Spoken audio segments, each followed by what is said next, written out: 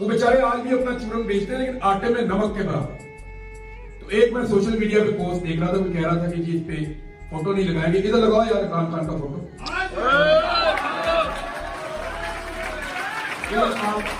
इधर लगा दे फोटो इमरान खान का लगा। मुझे इससे आप जब सारे लोग उसको पसंद करते हैं तो मैं कौन मना करने वाला।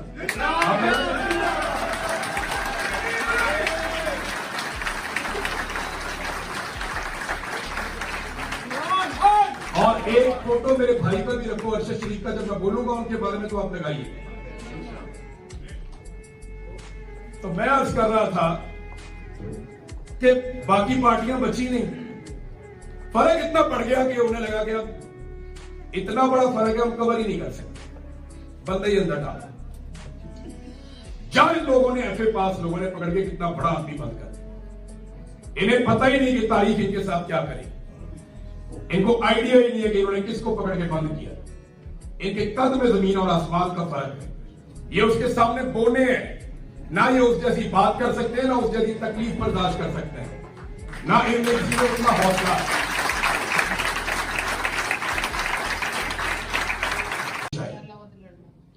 इम्यूनिटी क्यों चाहिए?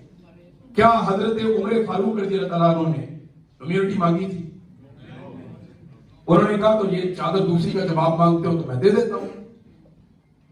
क्या हजरत खालिद बिन वलीद रज़ियल्लाहु अन्हु हजारों मील फतह की, जहां तक घोड़े भागते थे वहां तक जीत जाते थे, 1 इंच जमीन इनसे पता नहीं हुई अभी तक। कश्मीर आजाद करवाना था, मेरा दादा भी फौत हो गया, नाना भी फौत हो गया, मेरी हालत क्या होगी? कश्मीर अभी तक आजाद नहीं हुआ। तो हजारों मील फतह किए थे, इम्यूनिटी नहीं थी। कोई इस्तिस्ना नहीं था, कोई इस्तिस्ना नहीं था। खुलफाए राशिदीन में से किसी के पास कोई इस्तिस्ना नहीं थी। इस्तिस्ना क्यों चाहिए? डर किस बात का है? डर इस बात का है कि जो आप सबके अंदर कंफ्यूजन है वो दूर होगी, अब होनी चाहिए। आप इस बात पे कंफ्यूजन है कब ठीक होगा, सब कुछ होगा भी या नहीं होगा, क्योंकि 78 साल से तो हम यही देख रहे हैं।